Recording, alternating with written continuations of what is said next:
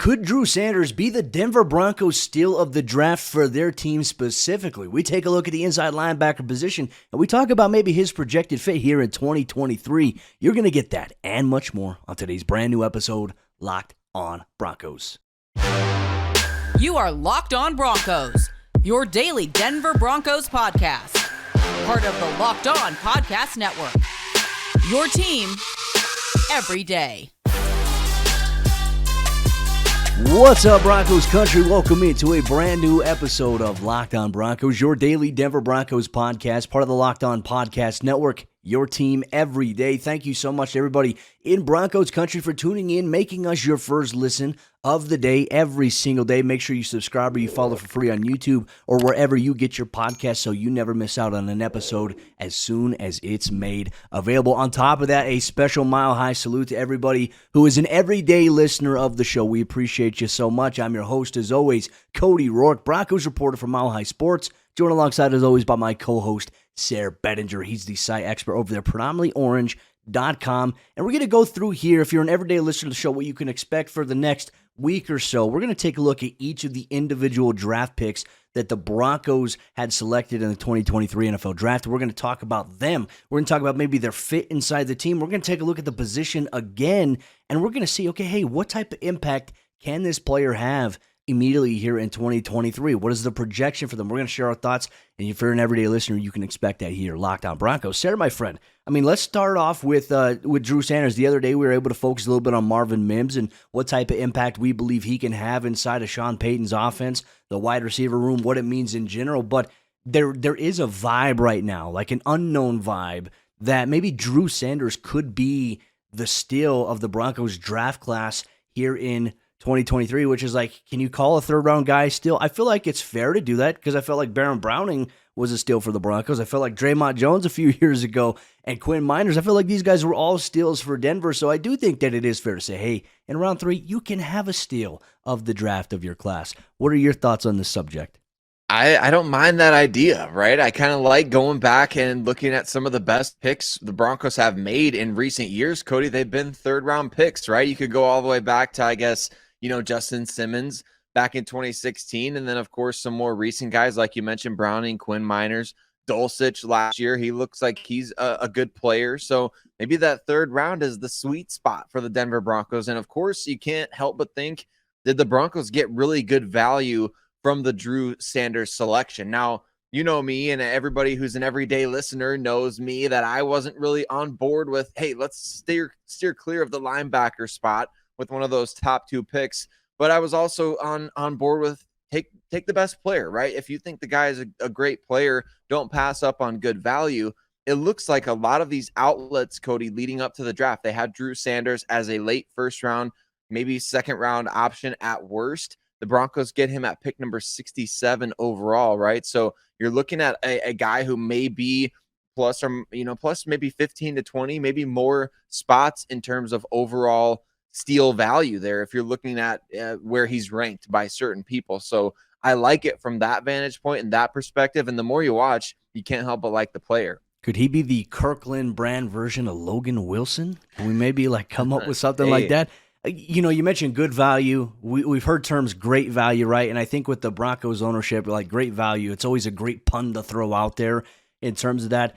This is a guy that does excite me in terms of his 6'5" size, right? And his frame, like longevity, like wingspan, I think is super, super important because when you have a guy who has ridiculous wingspan, I think that's where you see a lot of linebackers being created, a lot of like the really good styles. Not saying that, it's going to be an immediate plug-and-play fit right away for him, but what I want to highlight here about Sanders is this is a guy who, Sayre, he told us, he said one thing about him, he's so disciplined. Like, he has a strict diet and nutrition guide that he just has lived up to since he was in high school. And when you look at him, the dude looks like genetically he looks like a freak. Looks like Jonas Griffith, who might arguably have the best body creation, makeup inside the Broncos locker room from a nutrition standpoint, lifting weights.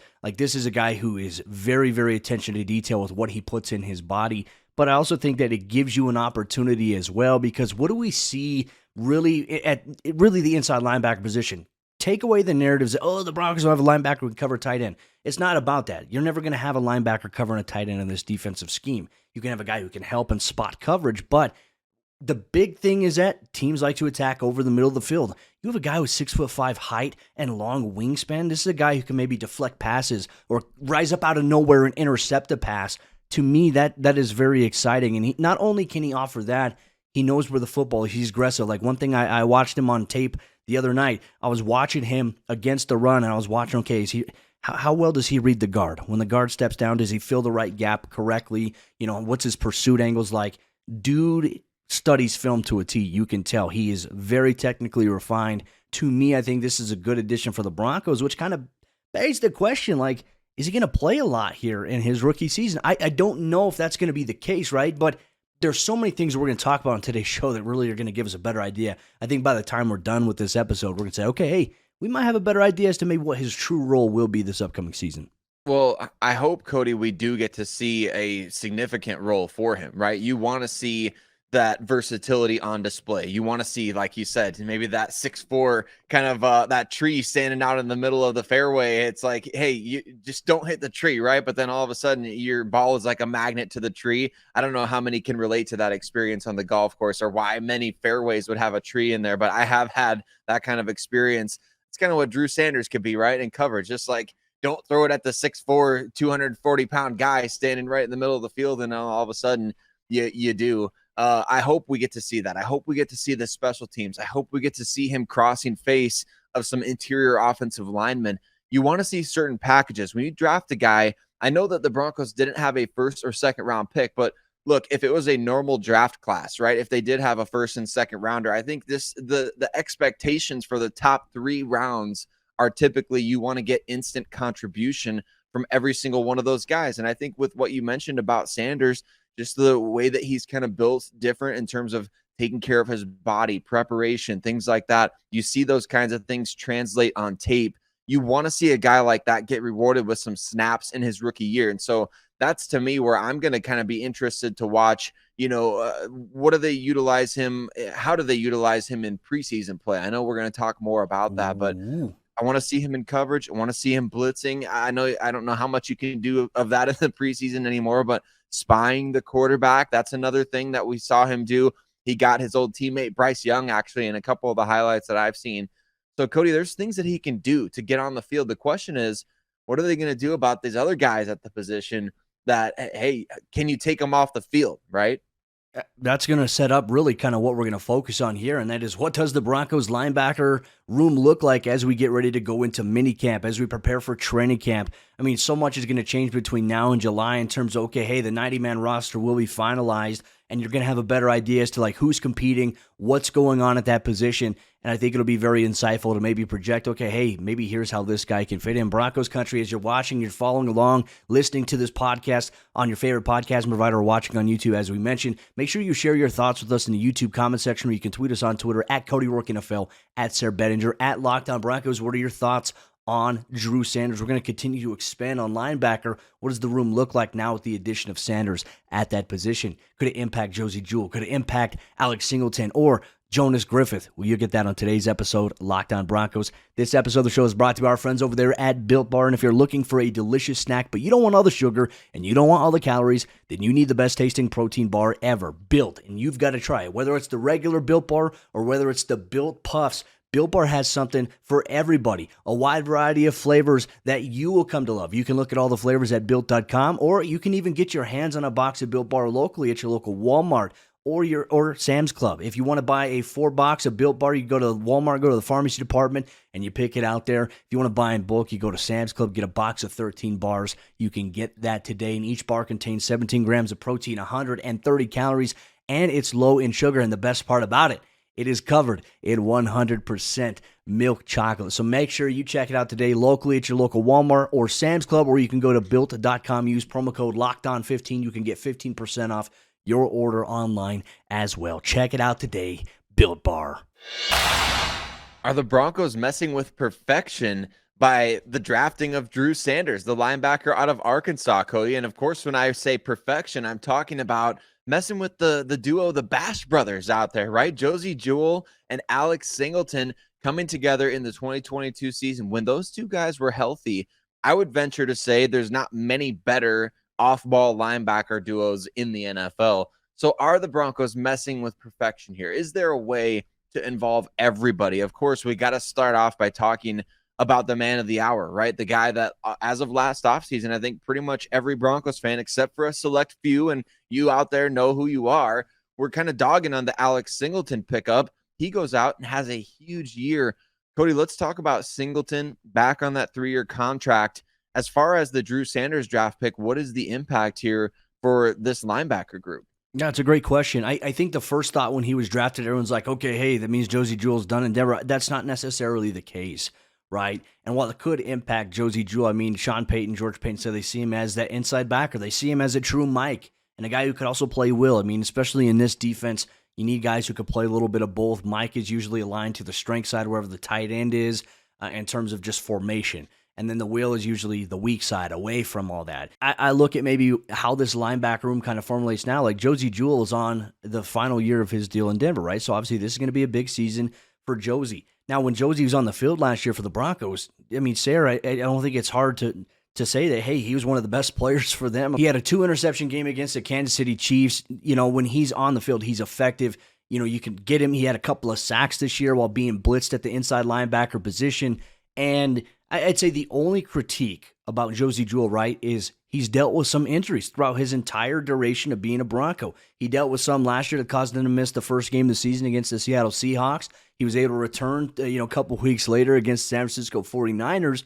But then, he suffered an injury against the Indianapolis Colts, a knee strain or a knee sprain that held him out of action for a couple of weeks as well. So I would say, like, based on injury history, it's been unfortunate that Josey has run into that. But maybe that's why the Broncos went out and they got a guy like Drew Sanders, because while they love Jewell, they also maybe like, hey, if Josey misses any time this season, we need to be able to plug somebody in that we know can play. And look, there's another guy on the roster as well, and Jonas Griffith, who you and I have both raved about as well. He's got a lot of promise to him. And, his final 4-game stretch after 2021 where he had 40 tackles in just 4 games, like that's ridiculous to think about.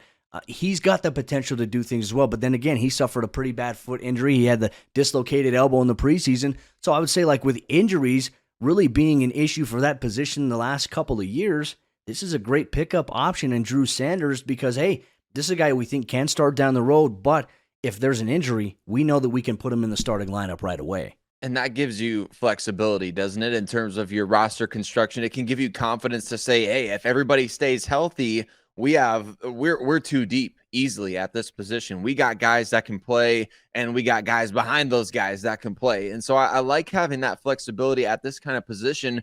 Whereas you look at the NFL, it's no longer like the Zach Thomas types of guys at this position, right? It's no longer just the traditional inside Mike linebackers like you're used to seeing.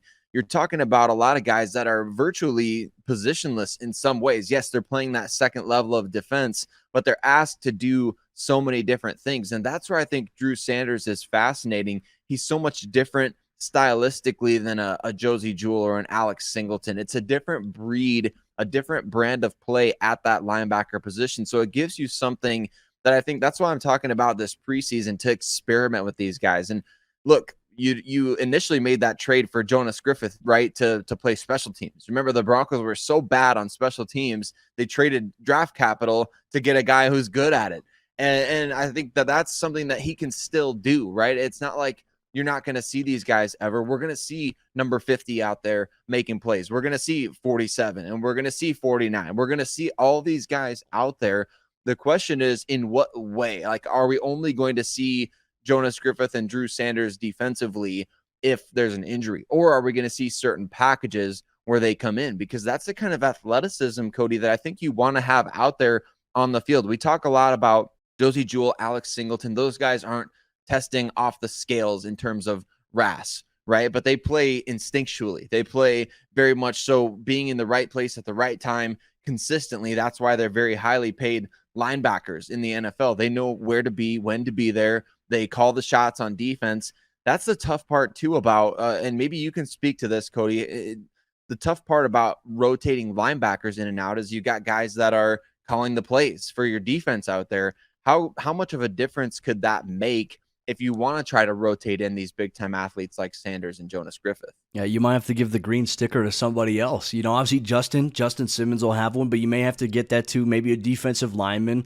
But then again, it's like the defensive line, you have different packages where guys are coming out as well. So that's a unique situation. Unless you're like designating like, hey, no matter what, this guy's staying on the field, he's not going to rotate out. Denver could be creative. They could keep Singleton and Drew Sanders on the field. They can keep Josey and Drew Sanders on the field in situations. And so you really just have to make that determination. Okay, this is a guy who needs to be on the field no matter what. And then, if something goes on, you can switch helmets, and they have the whole process in which they can do that in terms of just being on the sideline and something happening. Because that has happened in the past. If I'm not mistaken, Jonas Griffith had, I think, the green dot in the preseason, and then he got hurt. And so they had to switch the helmet and the frequency over to somebody else. But yeah, I think also another thing, too, we talk about special teams. Alex Singleton last year, outside of P.J. Locke, was the second leading tackler on the special team side of the ball for the Broncos. And now with him being I believe a consensus starter here, probably a guy who's not going to play much special teams now gives you an opportunity to have Justin Strnad, Jonas Griffith, and Drew Sanders to be three guys that play your core four special teams, which that's not a bad thing. You need guys that you can trust on special teams because we have seen the Broncos have dealt with, so much inexperience on the team side of things outside of guys, like Eric Saubert last year, P.J. Locke, and really Alex Singleton. Those were the three guys, and Asang Bassi. Those guys all shined on special teams, but they didn't get enough contribution from a lot of the other guys, and that, I think, is a huge issue. So it does give you a little bit, I'd say, of cushion to know, like, hey, Alex Singleton, he'll be fresh. We're going to keep him on the defensive side of the ball. The fact that he was able to split some special teams and defensive responsibilities last year, hey, a true testament to how hard that guy works because, we saw the game against the Chargers. He had the 21 tackles. Then the Rams, he had 20 tackles. This is a guy who's just everywhere and having to split up that duty and having to be on the field that much. Like the snap totalage that he was on the field the entire season, when you combine defense and special teams, astronomical. You definitely don't want that many snaps in a season for your guys in terms of keeping them healthy. But the fact that he was able to stay healthy, he dealt with a couple of things being banged up, but for the most part, he did a pretty good job last season. So, hey, now it alleviates that, I think, need coming into 2023. I think so too, Cody. I really do. And that gives that, I'll be interested to see how much better Singleton can be given that context, right? Going into the year thinking that he's going to primarily be a special teams player. Remember, the Broncos investing in him barely I think, guaranteed money. I think he was close to most seventh-round picks, if not less than that, in terms of what they invested. So he's going into the season with the mindset of, I'm going to be potentially competing for a starting job, but primarily playing backup or, playing special teams. Then you go out there and you just start racking up the snaps, you rack up the tackles. Great to see him get that contract extension too, Cody, and really well-deserved, very well-deserved for him to go out there. Like you said, you're playing all those snaps. Now I think the next question is like, how does this linebacker room shake out in 2023, right? What are we going to see? What can we expect? And going forward, how many guys do the Broncos keep on the roster? Do they keep all five of the guys that we mentioned from Singleton to Strnad, or does it go down to four? Like, how does the edge group, really factor in here? Defensive lineman, how many you keep in there? Vance Joseph's defense, we'll have to go back and kind of look and see, but I'll be fascinated, Cody, at how this kind of makes everything else shake out. Broncos Country, that's our question, too. That's what we're going to discuss on today's episode of the show. How does the linebacker room shake out? We're going to share our thoughts, our predictions. You can share yours as well by commenting on YouTube or tweeting us on Twitter at Cody Roark NFL, at Sayre Bedinger, at Locked On Broncos. You'll get that on today's episode of the show. Real quick, check out the Locked On NFL Scouting Podcast hosted by the draft dude, Joe Marino, Kyle Krabs. They have you covered every single day from a roster building standpoint, from salary cap management to building a team through free agency. How do teams evaluate and plugging in post-NFL draft? You can check that on the Locked On NFL Scouting Podcast with the draft dudes, free and available everywhere you get your podcasts, and you can watch it on YouTube as well. How does the linebacker room shake out in 2023? Will the Broncos carry 5 guys on the active roster, or will they have to make some changes going into the season? Thank you so much, Broncos Country, for tuning in, making Locked On Broncos your first listen of the day every single day. Special shout out to all the everydayers here listening or watching the show. We appreciate you so much. Sayre, let's continue on here as we jump into the fourth quarter action on today's Locked On Broncos podcast. The biggest thing is maybe wondering how this room shakes out this upcoming season. I'm going to open things up by throwing it to you. I'm going to ask you the question, like, how do you believe when it comes to inside linebacker, how do you think things are going to play out considering Josey, Jewell, Alex Singleton, Jonas Griffith, Drew Sanders, and Justin Strnad being on the roster? How do you see things kind of formulating here for this team going into the regular season? I think right now you have flexibility to go in saying we could keep 4, we could keep 5. We're going to keep an open mind about where this room is at as of training camp, as of preseason play. It's a new coaching staff coming in, obviously, and Vance Joseph, he is familiar with Josey Jewell. Remember, he was the head coach of the team back in 2018 when Josey was drafted out of Iowa. Otherwise, it's going to be pretty unfamiliar territory for him in terms of the personnel out there at the position group.